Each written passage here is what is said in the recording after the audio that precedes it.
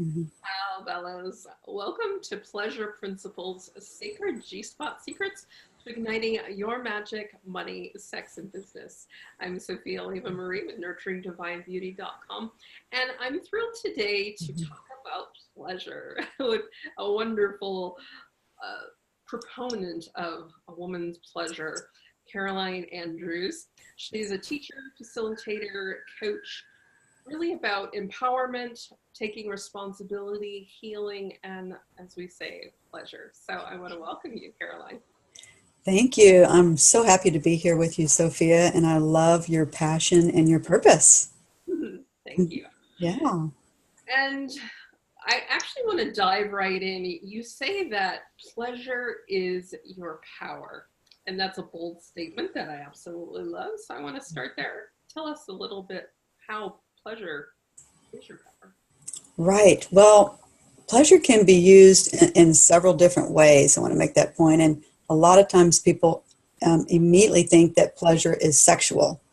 And even though, sexual pleasure is phenomenal, I like to start with women just getting back into their sensual pleasures.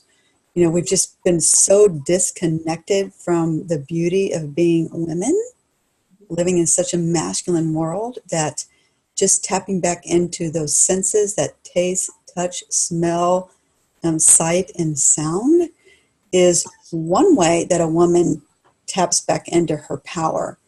But the really important way, obviously, is going deeper into her second chakra, the sacral area of her body, really understanding the power that women have with their own sexuality. It's something that was almost foreign to me several years ago. And as I started learning and healing myself, wow, I want every woman to be aware of this power that we have. And it's actually the beauty of being a woman. And it's in that sacral chakra that some of us have just completely disconnected from. So my passion is to help women reconnect with that power. So like you said, so they can manifest and experience, the pleasure and the abundance and the beauty that is within that power. Yeah. Wonderful. Mhm. Now, you mentioned that it was almost foreign to you. So, kind of where did you come from and how did you actually learn about this and start to incorporate it in your own life and with your clients? Yeah. So, unfortunately, I grew up with a lot of conditioning around my own sexual energy, coming from a very restricted, more Christian based upbringing. I was initially taught that it was a bad thing to have this power and this sexuality. So I learned to suppress it in a way that was so unhealthy for me. And then I started using that power in a negative way. So it wasn't until I went through years of disconnect from understanding that power to finally, in my, I'm not kidding, early 50s, really understanding by healing that area how powerful that energy is when I learned how to harness it.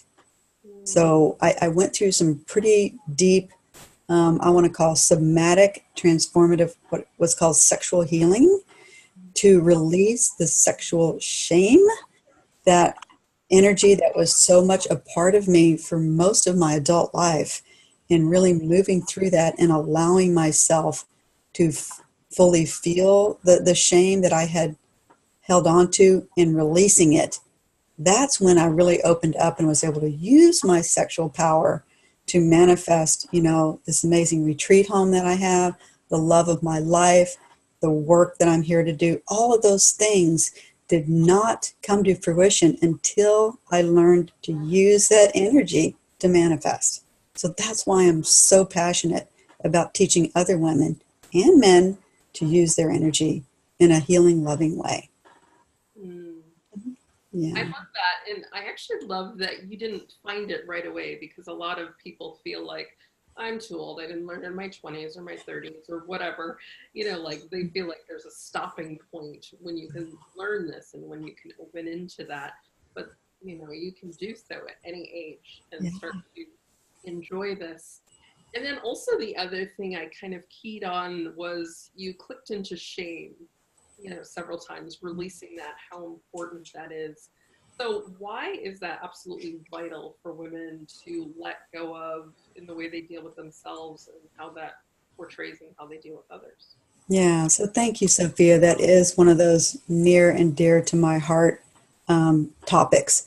So, what I had learned about my own personal experience, again, carrying some deep sexual shame from my teenage years, is that shame, this is how I like to compare it. Guilt is, I've done something wrong. Shame is, I am wrong. It's a belief that I'm unworthy, I'm unlovable, I'm not good enough, I don't belong. And I had no idea that that energy behind shame was keeping me from all the things that I needed to heal and experience, like I said, the power from pleasure. So shame was a huge part of my healing, understanding to, forgiveness and letting go and allowing that shame again to leave my body.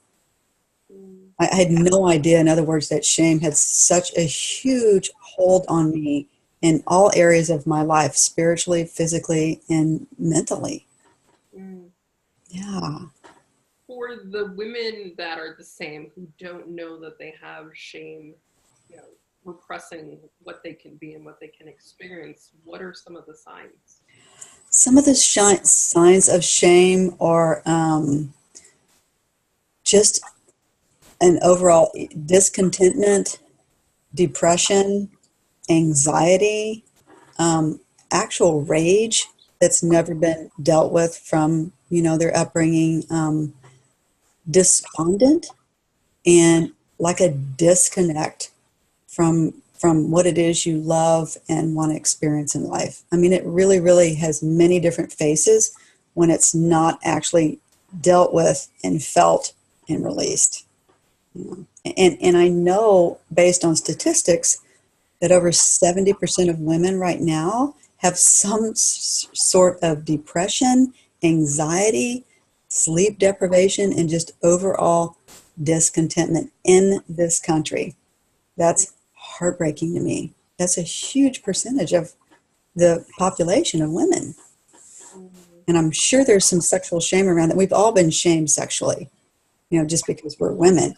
But, the abuse that's happened in the world, the if you're anything but heterosexual, your sexual preferences, I mean, all of that culturally has been shaming to us, detrimental to us. Yeah. Absolutely. Mm-hmm. And there's such a well of, as you say, all these different feelings and emotions and the different ways you can feel this. So I'm sure the percentage is even higher, 70%, honestly. Right. So how can women actually begin to, you've mentioned disconnect, how can they actually connect to those emotions to start releasing them and then to experience the other spectrum? Yeah. Yeah. Wonderful question. For me personally, one of the ways that I was able to start to feel and release some of the shame is getting in touch with my inner child. And many ways of doing that. One really beautiful way is, and this has been known for many years, is journaling with your non-dominant hand. So literally asking your inner child, what is it that I need to know, with your dominant hand, and then writing with the non-dominant, giving her a voice. Because my belief is we all have the inner child healing that needs to happen. And that's the first place to really get in touch with where, that inner child is on the range of shame. Where did it first start? Where did she first start to experience that in her body? And allowing that integration is what I call it, with the inner child and the adult self. Because we really have to learn how to parent ourselves, right? How to love ourselves, how to accept ourselves. So part of that, again, is getting in dialogue with the inner child. And I also believe some somatic work, which is actual massaging of the body to release the pain or shame that's stuck in the body, That's another way that women can release. And those are two ways that I really enjoy. And of course, I work with women one-on-one to facilitate that type of deeper release as well. Hopefully that's helpful to you. But inner child healing is huge, and getting in touch with that voice that wants to be heard. Absolutely. Yeah. Then along with the inner child, how do you start to address if there is a really core wounding to sexuality and to the power of the person? Yeah. So for me, I take them through a process of going back to our childhood and looking at who our parents were or whoever our caretakers were, and looking at the qualities and the opportunities for growth that these parents or caretakers brought into our psyche. When I know that, when I can see where their upbringing was, it's really easy to pinpoint the wounds, because everything obviously stems from those 0 to 7, the years that we were forming our identity of who we are before we had the ability to rationalize the brain, as that happens at age 7. So our entire environment is what we become, until we become conscious and aware of the wounds. So I like to start with the root of the upbringing. And it's funny, we're all so similar humans. We all have the, not good enough, to a degree. I'm unlovable, unacceptable, not good enough, less than, all of those not enoughs. And again, it just based on how much that was a high thing, or if there was codependency or addiction, those go even higher, right? Yeah. Yeah. So we're more alike than we're not, is what I'm saying, humans in general, right? We're all wounded. It's to what degree and how to start the healing. Mm. Yeah. And I'm a huge fan of somatic study. Yeah. But for those of us who aren't as familiar with it, why is it so important to actually begin? Yeah. Right. So that was another one of those aha moments that I had. I didn't realize that we store negative emotions in the body, all over the body and in the organs. If that energy is not tapped into and literally felt, be it grief, sadness, anger, rage, just released, then it stays in the body. And that's basically what makes us ill. So I like to do this type of massage work where when we come across maybe anger, I have my client feel it. What does anger feel like in the body? Literally coach them through feeling the anger, releasing it, and moving on. It's really that simple. But they have to feel it to heal it, right? And so somatic to me is crucial to that part. And that's what I didn't know with my own healing, doing all this therapeutic talk therapy, until someone got in my body and let me feel that shame that I had carried for over 30 years. I had no idea how powerful the release is. And that was in my second chakra.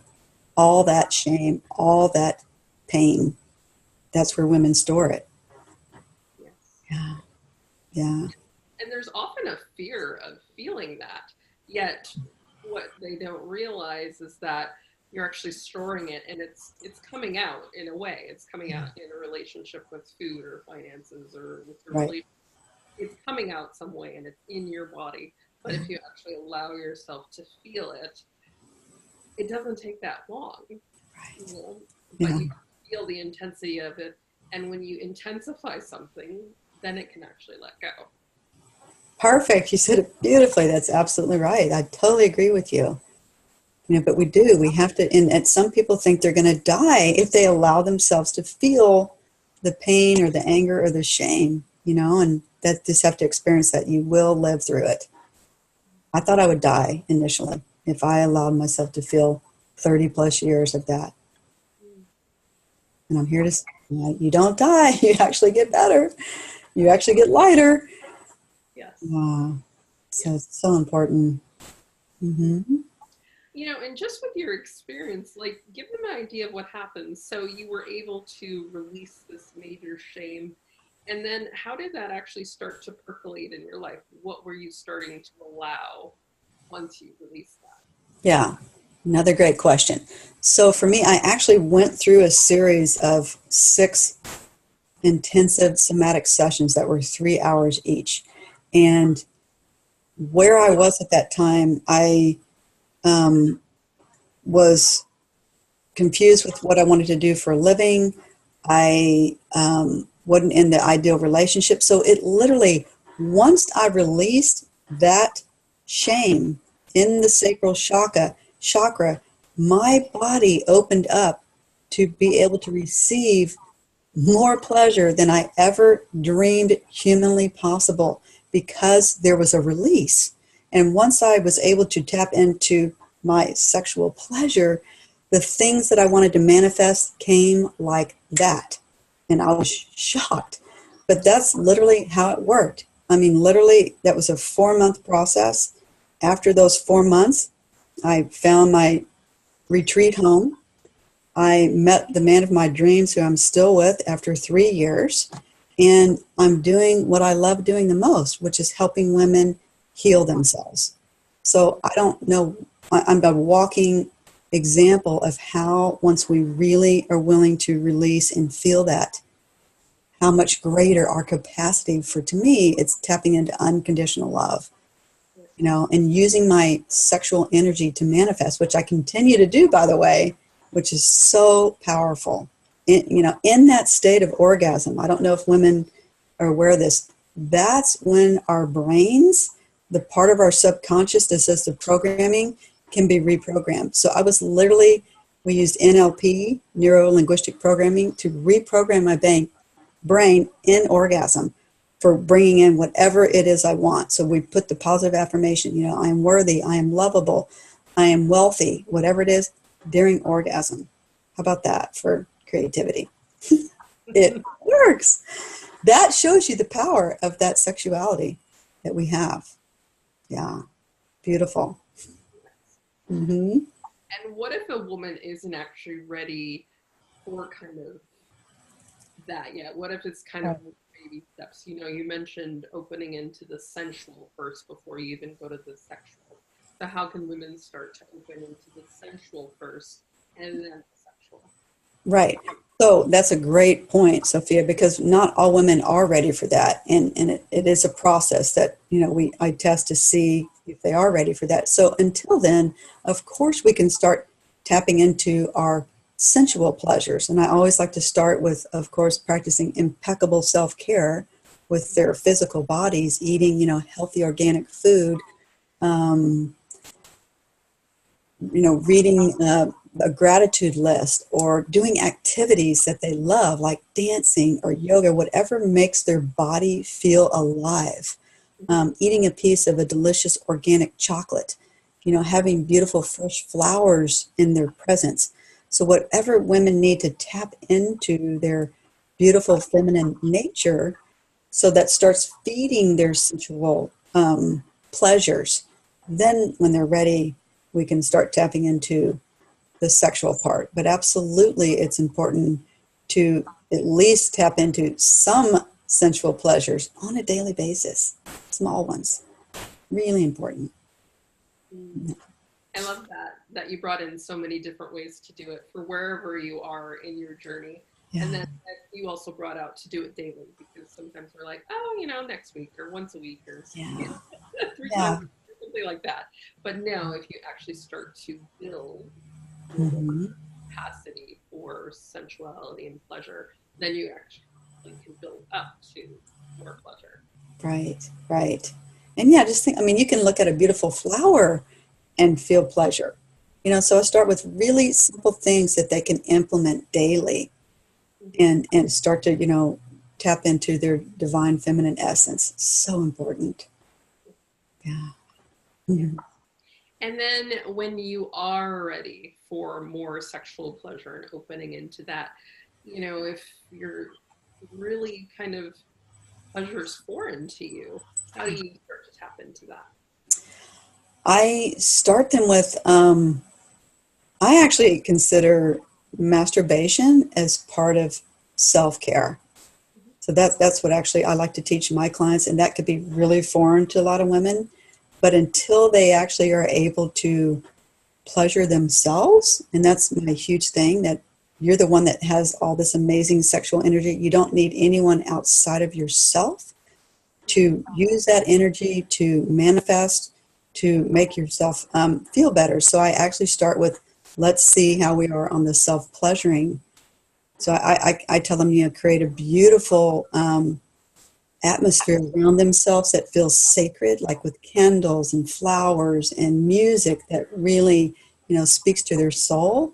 And maybe 20 minutes, whatever amount of time they can put towards the activity, and just get their lubricant and start to self-pleasure. I like for them to start with just their hands, because I really want women to be able to do that with their hands first. If they need to bring in the toy or whatever, that's fine. But I really want them to get back to the power and the beauty of even connection with their own body, with themselves. So that's a slow process. They can do it at their own pace, however long they want, but really important as part of their self-care and self-love, self-masturbation. I call it self-loving practice. Yes. Mm-hmm. I absolutely agree. But it's interesting, like my background, I had the very religious background, and that was actually one of the things that was taught as wrong. Right. So for the women who are still coming out of, self-pleasuring as wrong, and there's shame around it, or just they're so disconnected to their bodies, they do feel that someone else is the one giving them pleasure all the time. So how do they actually move into that if they have so many blocks around it? Yeah. Well, that was my big block too. I mean, that was my first experience of sexual shame. I somehow learned how to masturbate when I was probably 7 or 8, and I was immediately spanked and shamed. So that's the message that I got. Pleasure equals bad from day one. And what happened for me, and it's everybody's on their own journey. I still have a deep devotion to Christ, but I don't believe that God made us with this amazing clitoris that has 8,000 nerve endings, that the only purpose, it has no other anatomical purpose except for pleasure. So why would a loving God create us with this and it be bad? Okay, I mean, that's the first thing right off the bat. I had to let go of those beliefs that no longer served me, that I was brought up with in that strong, Christian-based home. Love everybody dearly, but you have to start looking at, is this my belief, or is this what's been instilled in me? And is it working for me? I mean, how do I feel about it? Do I really feel like this is shameful?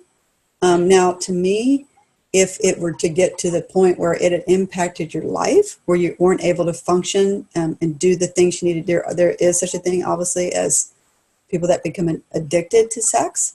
But this isn't what I'm talking about.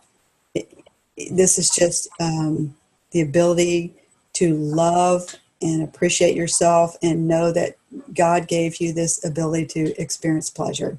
And it's your birthright to feel pleasure. And that's part of the programming I do with women to, to turn that programming that's no longer serving them into programming that does. And that's one of the things we say. There's an infinite amount of pleasure in the world, and you continue to ask more pleasure, more pleasure. We have no clue how much our bodies are capable of receiving and giving. Yeah. I love that. And I love that you mentioned your faith, because a lot of people completely separate the two, and love to actually bring them together. Like, I believe your sexuality is your divinity. Like, yeah, your sexuality is your spirituality. And by the way, in my healing room is the Blessed Mary. She works directly with me to heal the divine feminine. So that can kind of blow people away. But, when I take out all the shame and all the man-made rules that do not resonate with me, I know that I'm being, guided and protected by the light. And that means a lot to me. Yes. Yeah. Yes. all good. Like we can have pleasure and still have our spiritual gods or wisdom or whatever it is that we find that supports us and brings us the greatest peace of mind. Exactly. Yeah. Exactly. It Yeah. is all sacred. It is all sacred, right? Yeah. And I think you said that before, your spirituality is your sexuality. Right. Yeah. It's so important. So freeing to understand that. Mm, Yeah. And not carry that guilt and that shame. So heavy. Yeah. absolutely. And then as women are starting to like open up into this, creating a practice of pleasure, having that as part of their self-care, you mentioned in your own experience how you used it to actually manifest at the point of orgasm. But how can they actually start to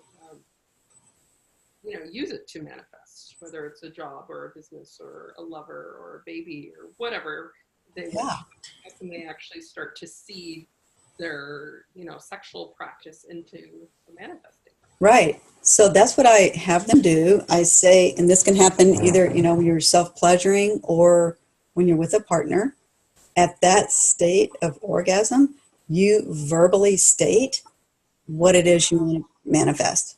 Mhm. So, for me, I can remember vividly. I'm trying to think of what, because I would say it ahead of time. I would know what my positive affirmations are. So, I am abundant, or I am bringing in high end clients. I am lovable. I am worthy. That worthy thing was a huge one for me, the worthiness. Um, I forgive myself. It's usually all about forgiveness, loving themselves, and worthiness. Those core, and you literally say that, I am worthy, I'm worthy, whatever it is that your soul needs to hear to reprogram the negative limiting belief that's keeping you from having what you want. So Mm, it's usually like, I tell them, ask them, what is it that's you're wanting to create in your life? And what limiting belief is keeping you from having it? So once we can identify that, we create the opposite, right? The positive affirmation that will override that negative belief. And just that's when I was doing it, when I do it with the client, it's repeated over and over and over during that orgasmic state. mm, So they can do the same thing, with themselves wherever they are, mhm, just reclaiming what it is they want. mhm. And it's very powerful. Absolutely. And Yeah. do you teach them to use it with their partner as well? Absolutely. Yes, their partner can be saying it with them, or they can be saying it for what it is they want to create. It's really beautiful, the sharing. Yeah. And again, it works with self-pleasuring Mm, yeah. as well. Yeah. Don't have to have a partner. I had a question pop in, like, what if the partner is skeptical or isn't kind of at the same, spiritual thought level, or wanting to experience something else other than sexual pleasure? How do you Right. that? Yeah. So if the partner is really not on board, that's going to be an area where the woman or man needs to feel safe. So they may not have to actively say the powerful affirmation, but they need to at least, hold the space if she wants to do that or he wants to do it with that partner. Mm, Otherwise, it's not going to feel very good if you don't feel like that person is supporting you. And you think about it, what partner would not support you in just saying positive affirmations during, orgasm? So that you might want to revisit your partner, right. right? That's all, because like, gee, why can't they don't have to believe it? They can just be supportive of it, and then they can witness for themselves how the woman shows up in the world. Mm, Because typically when women start doing this work, they are vibrant, they magnetize what it is they want, and people say, what are you doing? I mean, they literally would ask me, what's happening? So it's a huge transfer. It was one of the biggest transformations I've ever gone through. And when you start getting that, positive um, response from people, it's working. It's profound. Hmm. mm, Yeah. wonderful, wonderful. Mm. And for the women who are wanting to go on this journey, yet there's, I guess, just fear. Mhm. What would you tell them? I would tell them, look at your life right now and what's happening, and are you experiencing everything that you want in this current state? I mean, it's typically we do need to have fear. I mean, we need to know how to tap into our fear to know that our fear. What I understand is, whatever it is you're fearing, that's what you need to do. Right. So whatever you're most afraid of, that's your next experience on your path of, evolution. So tap in, look at that fear and try to, address it and attack it. Otherwise, it's not going to go away, and it's going to manifest or materialize in some other way that's not healthy for you. So it does take courage, but and what I find with the work I did, the most people that are able to do it successful, they're at a huge crossroads in their life. Like, things aren't working. Right. That's how it was for me. And all of my limiting beliefs, everything was crumbling and falling apart. So that was the next thing that I needed to elevate me, my consciousness, my purpose, the courage it took to do that, so that I could help other women do the same. So important, so powerful right now, as you know, on the planet. I mean, it is our time for women. It really is. And isn't that wonderful? Yes. Finally, I mean, we get to witness this and be part of it. I think every one of us are completely blessed to be here. Even though it looks like complete chaos in other areas, it's a powerful time to be on the planet. It is. Yeah. It is. Yeah. And I love that you keep going back to releasing limiting beliefs, because often that's what we think we can do by ourselves. There is a lot we can do. There's a lot you can release. There's a lot you can do with the self-pleasuring and all the different things. But you really do require someone else, because we just naturally can't see, Yeah. the things that are staring us right in the face. Right. Exactly. I'll tell you, for one thing, it was so what do I want to say, humbling for me to be aware of when I went through that work. It was maybe the second or third session. The facilitator called me out on being still in my wounded teenager, because I had a baby. I got pregnant as a teenager, and that wounded teenager was still running the show, and I was horrified. And she goes, let's let her, she's done her job now. No, let's let the wise woman come in and take over. I was just hysterical. I was crying. I couldn't believe that I was still using that energy to deal with my life in that way. And that's what I mean about the inner child healing. That's why I'm so passionate about that. Until I healed that 17 pissed off teenager who did not want to go through what she was going through, I couldn't. How could I help other people if I was still coming from that wounded place? Yikes. But thank God that somebody was able to hold me in that space and allow me to get real with my quote, shit, so that I could release and could heal. So powerful. Otherwise I'd still be walking around with that teenage mentality, which obviously does not serve me in my 50s. Right? Yikes. Anyway. And it's never a judgment. It's a mirror of Exactly. how you're showing up. Like, it's never someone judging you as a facilitator. Right. It's a loving showing of how you're showing up in the world, and also a reflection of how you can show up differently. Yeah. Sometimes we can't see that either. Exactly. Yeah. So true, Sophia. That's exactly what it is. Yeah. And you actually have a free gift that will actually allow women to start to gently move into discovering their pleasure, discovering themselves. So tell us a little bit about that. I do. I created a PDF that is really based on impeccable self-care. And I try to kind of cover all the areas of, mind, body, and soul.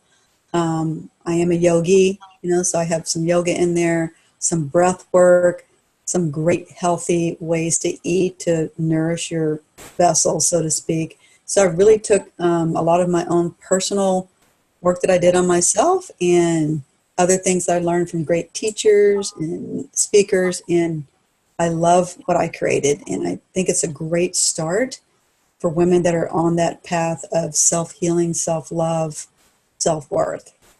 So I'm very excited to give that away as a free gift. And however I can help or serve women on this amazing journey of pleasure and sexual healing, that's what I'm here to do. Wonderful. Beautiful. So many women are going to take advantage of that. Put your name and email below. And then I actually want to wrap up with 2 questions. I usually do 1, but I'm going to do 2 today. Okay. So the first one is, if there was one thing that a woman could do today after watching this call to open into both her sensuality and sexuality today, what would you suggest? One thing for her sensuality and her sexuality. And it could be 2, 1 for each, but if there was one thing.